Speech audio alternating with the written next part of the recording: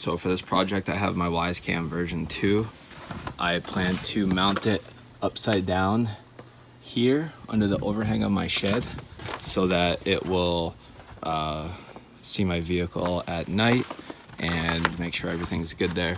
So I'm essentially going to drill a hole right through the side, not on the white but in the green, straight back, and then from the inside it's going to pop out. That's the light, so it's going to be somewhere around there. I'll use some silicone caulking or something. Also, to mount it, all right guys, so what I plan to do is from the bottom here, I have the magnetic piece that comes with the Wyze version 2. I'm essentially going to mount it upside down so it can face my driveway. I'm going to, how am I gonna orient this? Yeah, so if this is up, obviously, going to, well, there's two ways I could do it. I could do it permanently and just drive a damn screw from this side, or I could simply mount a screw into my shed and have it be more removable with the magnet. I'm probably gonna, I don't know, I may just drive it through, see what happens, so it's more permanent. Stay tuned. All right, so I just did a pilot hole of a smaller drill bit to start it. Gonna go ahead and full force ahead with my biggest bit. Might need the impact or hold it with two hands. All right, so as you can see, I got my little, I think it's mini or maybe micro USB poking out. I probably could have gone a little bit smaller, but I did need to clear that space. So I used the biggest drill bit. I probably could have gone one smaller, but that's fine. I'll put some silicone in there. And so I've got the power situated. Now again, just need to figure out exactly where I'm going to mount it. All right, so what I've decided is I'm going to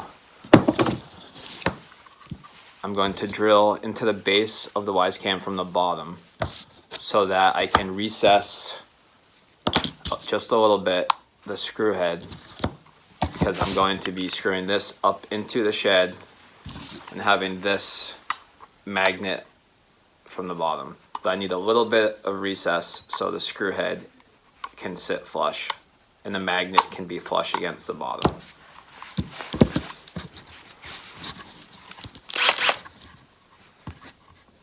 Just gonna center it.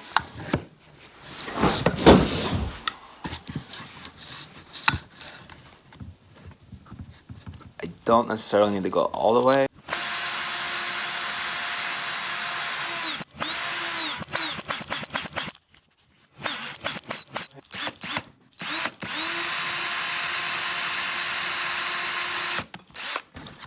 Yeah, I need a bigger drill bit.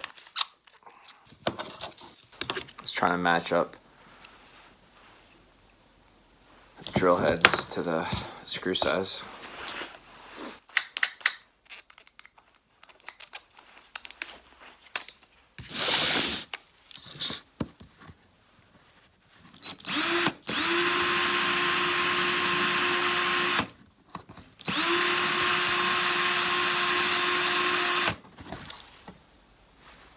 So it appears there is metal underneath this. It's not totally plastic, which is interesting.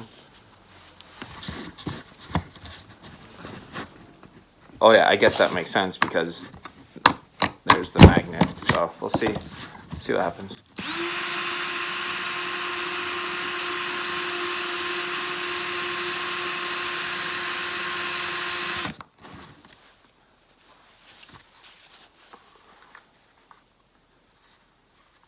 All right, so that's not drilling out really.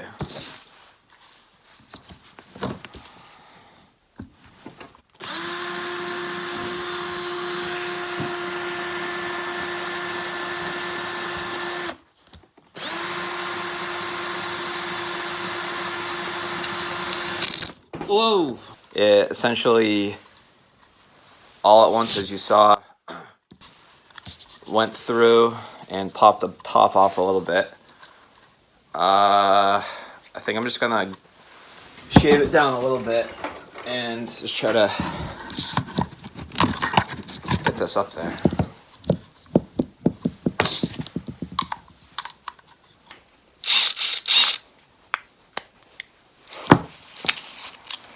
It would help if I used the proper Torx bit, not standard Phillips.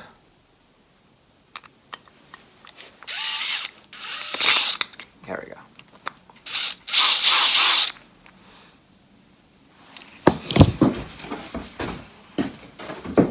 With the hole that I sort of created, it does nestle a little bit in there, so I'm feeling a little bit okay about it. Yeah, and if I were to bet, I bet that whole center is just pure magnet, and this is probably filler.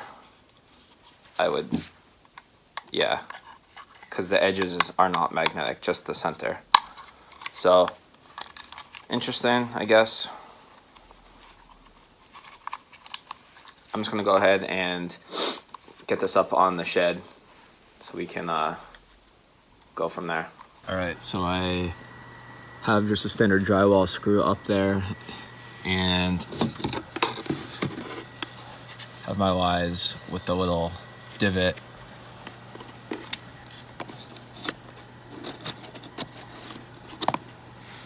Just gonna try to get that nice and secure. It's sort of a failure. It sticks, but very loose because it's not flush because of the screw head. So I'm going to drill.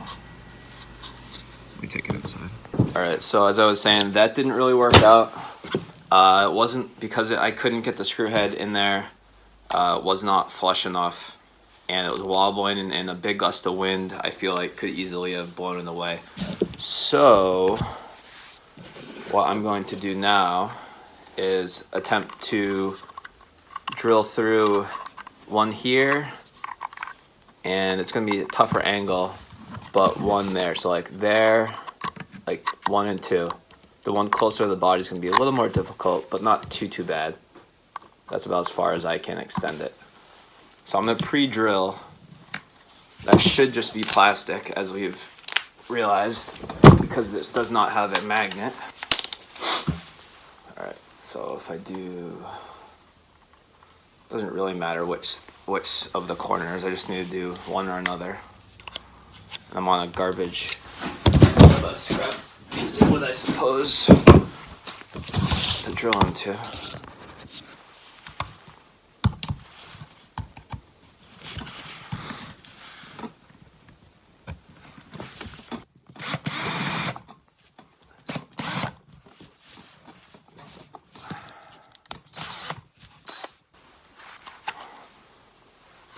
So that one went through. We'll do one here.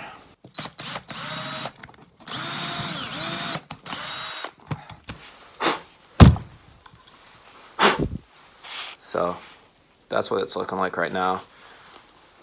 Gonna drive a couple screws up and try to call it a day. All right, so here's a look at what I'm doing for the Wyze Cam version 2. I am taping up the USB plug right there.